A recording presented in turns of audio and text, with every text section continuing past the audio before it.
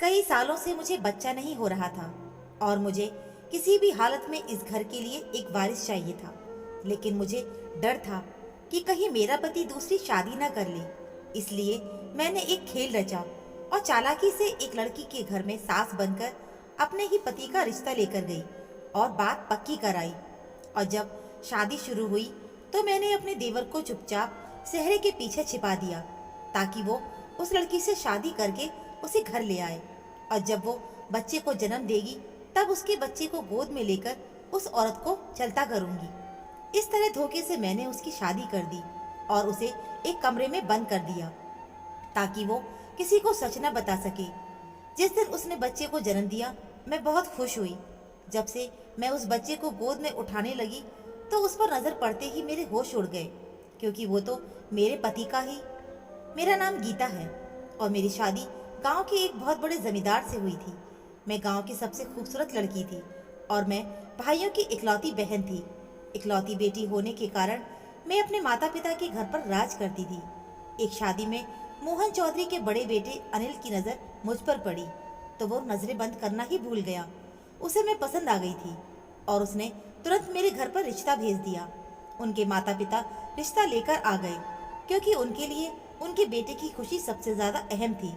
इस तरह हमारी शादी हो गई और शादी के कुछ साल बाद ही मेरी सास इस दुनिया से ही चली गई और उसके बाद बीमारी के कारण ससुर भी इस दुनिया से चल बसे। अब हवेली में मैं, मेरे पति और मेरा देवर रहता था। मेरे पति मुझसे 3-4 साल छोटे थे।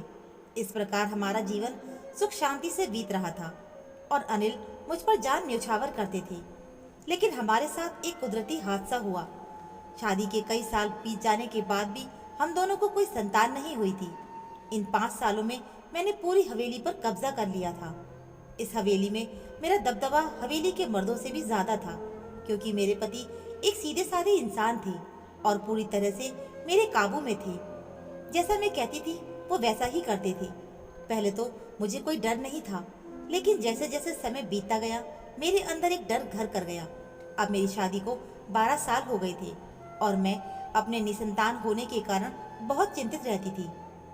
कोई ऐसा साधु या महात्मा नहीं बचा था जिनसे मैंने आशीर्वाद ना लिया हो। और जब किसी बड़े डॉक्टर के बारे में सुनती तो वहां दौड़ी हुई चली जाती थी। लेकिन अभागन मेरी किस्मत डॉक्टर यही बताते कि मुझ में एक बड़ी समस्या है जिसके कारण मैं कभी माँ नहीं बन सकती। ये सुनकर मैं और भी अधिक चिंतित हो जाती थी और मुझे ये डर सताने लगता था कि कहीं मेरा पति दूसरी शादी न कर ले। हवेली बहुत बड़ी थी और मेरे ससुर के पास बहुत बड़ी जायदाद और जमीन भी थी, लेकिन उस हवेली को एक वारिस चाहिए था जो मैं नहीं दे सकती थी। और मेरा देवर पागल था, उससे भी बच्चों की उम्मीद नहीं की जा सकती थी। अब मेरे पति के सारे रिश्तेदार मेरे सामने एक ही रट लगा देते कि हवेली को एक वारिस चाहिए, क्योंकि मेरा दबदबा ज्यादा था।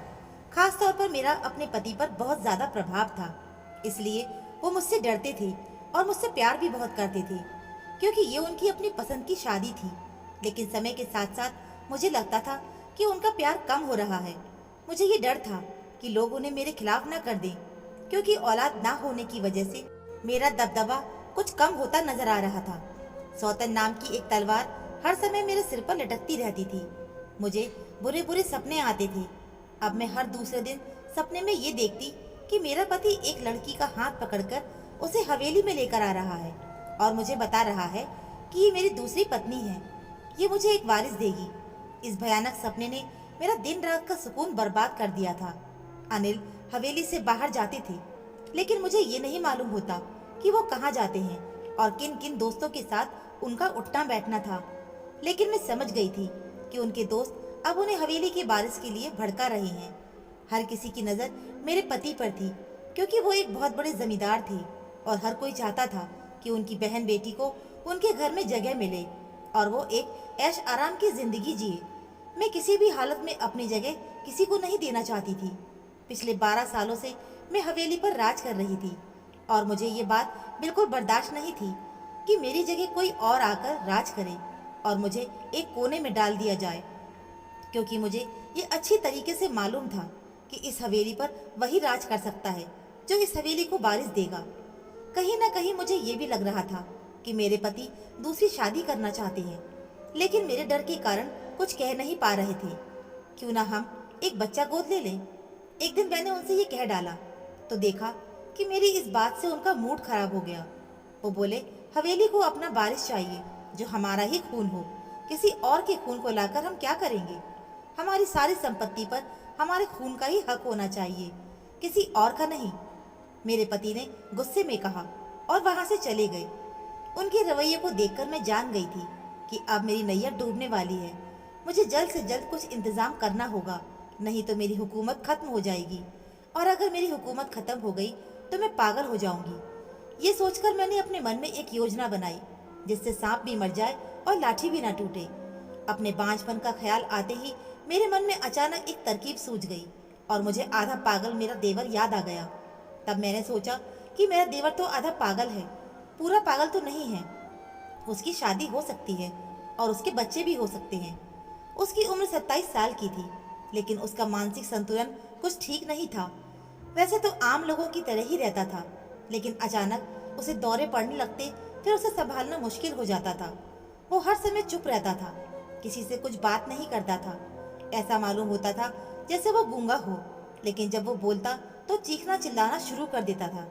और इस तरह के दौरे पड़ते ही उसे संभालना बहुत मुश्किल हो जाता था। कभी कभी तो मुझे उसके ऊपर कोई साया महसूस होता था। मैंने अपने देवर की शादी करने के बारे में सोचा ताकि उसकी पत्नी हवेली को वारिस दे सके। लेकिन सबसे बड़ी मुसीबत ये थी कि सभी जानते थे कि मेरा देवर आधा पागल है और कोई भी उसे अपनी बेटी नहीं देगा। तभी मुझे एक ऐसी लड़की के बारे में पता चला जो बहुत ही खूबसूरत और जवान सीधी सादी लड़की थी। उनका गांव हमारे गांव से काफी दूर था, जो हमारे बारे में कुछ भी नहीं जानते थे। मैं उस लड़की के लिए अपने पति का रिश्ता लेकर उनके घर गई, लेकिन उस लड़की की सास बनकर, यानी झूठ बोला कि मैं अनिल की माँ हूँ। मैंने उन लोगों से कहा कि मेरे बेटे को बच्चे नहीं हैं और मैं उसकी दूसरी शादी करना चाहती हूँ। हम लोग बहुत बड़े जमींदार हैं और हमें एक वारिस की जरूरत है। ये बात मेरी बहू को पता न चले। मैं छुपकर तुम्हारे पास आई हूँ और सब कुछ चोरी चोरी करना चाहती हूँ। अब तुम लोग मेरे साथ हवेली चलो। मेरी बहू 1 महीने के लिए अपने मायके चली गई है। उसकी गैर मौजूदगी में मैं अपने बेटे की शादी करना चाहती हूँ। वो आते ही हंगामा कर देगी। उसके आने से पहले मैं सब कुछ संभाल लूंगी और मैं वादा करती हूँ कि अगर आप अपनी बेटी की शादी मेरे बेटे से कर देंगे तो मैं बड़ी बहू को तलाक दिलवाकर उसे घर से निकाल दूंगी। मैंने लड़की के माता पिता से कहा। वो बहुत लालची थे और इतना बड़ा रिश्ता देखकर वो बहुत खुश हो गए। मैंने उनके सामने अपना परिचय अनिल की पत्नी के रूप में नहीं, बल्कि अनिल की माँ के रूप में कराया, क्योंकि मैं अनिल से थोड़ी बड़ी थी और मैं काफी बूढ़ी भी दिखती थी। चिंताओं से समय से पहले मेरे चेहरे पर झुर्रियां पड़ गई थी और उनको मेरी बात पर यकीन आ गया था। मैंने उनसे कहा कि आप किसी से कुछ नहीं कहेंगे। चुप रहने के लिए मैंने उनको भारी कीमत चुकाई थी, इसलिए लड़की के माता पिता लालच में आकर कुछ भी नहीं बोले। मेरे साथ हवेली आ गए और चुपचाप आकर बैठ गए। मेरे लिए इस झूठ को संभालना बहुत मुश्किल हो रहा था। मैंने उनको ये नहीं बताया कि अमर पागल है। मैं अपने पति के पास आई और उनको सब बताने लगी। मैंने बड़ी मुश्किल से उनको मनाया था, बस आप चुप रहें और किसी को कुछ पता नहीं चलना चाहिए। मैं उन दोनों की शादी करवा दूंगी। वो तो पहले से ही मुझसे डरते थे, इसलिए वो चुप हो गए। फिर मैं अपने देवर को एक कोने में ले गई और उससे कहा कि मैं इन लोगों को लेकर आई हूँ और गुपचुप तरीके से इस खूबसूरत लड़की से तुम्हारी शादी होने वाली है। बस तुम्हें सेहरे के पीछे खामोश रहना है। मैंने अपने देवर को भी अच्छी खासी पट्टी पढ़ाई थी और उसे लड़की भी दिखाई। लड़की की खूबसूरती देखकर मेरा देवर चुप हो गया। मैं समझ गई कि वो उस लड़की को अपनी पत्नी बनाना चाहता है। सब कुछ मेरी योजना के मुताबिक चल रहा था। मेरे पति चुप थे और मेरे देवर ने भी कोई हंगामा नहीं किया। मैंने तुरंत पंडित जी को बुला लिया। जैसे ही शादी का समय करीब आया तो मैंने अपने देवर को सेहरा बांधकर बैठा दिया। उसका चेहरा नजर नहीं आ रहा था। लड़की के माता पिता समझ रहे थे कि सेहरे के पीछे अनिल है, लेकिन सेहरे के पीछे मेरा पागल देवर था। उस लड़की की शादी मेरे देवर से हो गई थी। मैंने तुरंत लड़की के माता पिता को उनके घर भेज दिया और चौकीदार से कहा कि ये दोनों दोबारा यहाँ नहीं आने चाहिए, और यदि ये दोनों हवेली पर आना भी चाहें तो तुम इन्हें धक्के देकर बाहर निकाल देना। उसके बाद मैंने अपने देवर को समझाकर उस लड़की के साथ कमरे में भेज दिया। सुबह होते ही मेरा देवर कहीं निकल गया और वापस नहीं आया। वो लापता हो गया था और मैं बहुत परेशान थी। मैंने अपने पति से बात की तो वो बेफिक्र नजर आए। बोले आ जाएगा। कहाँ जाएगा? शायद वो चाचा के घर गया होगा। देवर के जाने के बाद मैंने अपनी देवरानी को पूरी तरह से अपने बस में कर लिया था। उस लड़की का नाम सोनम था। हवेली में सोनम की इज्जत सिर्फ एक नौकर से ज्यादा नहीं थी।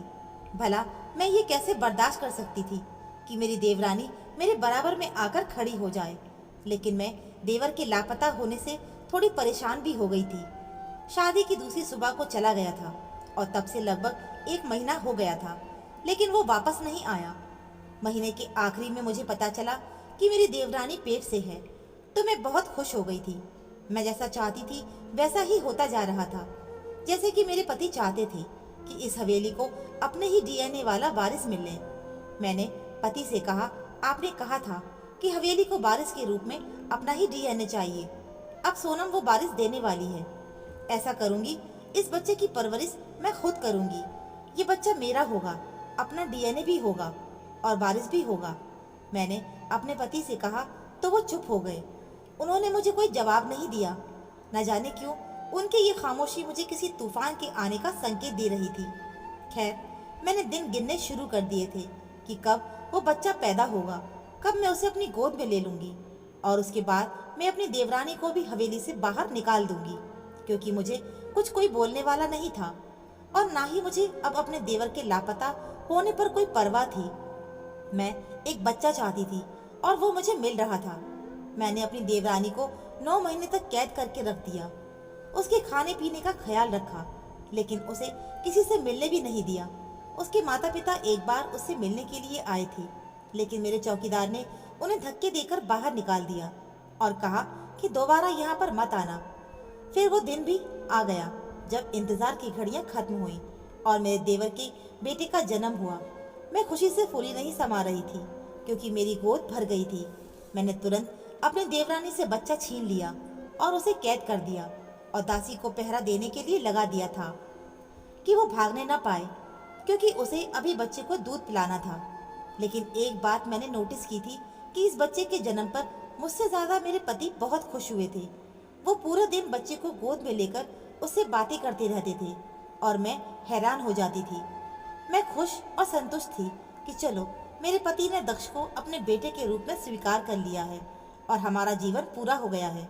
दक्ष हर समय मेरे पास ही रहता था, लेकिन मजबूरी में दूध की वजह से मुझे उसे सोनम को देना पड़ता था। सोनम अपने बच्चे के लिए तरसती रहती थी, लेकिन मैंने उसे कह दिया था कि इस बच्चे के बारे में सोचना भी मत।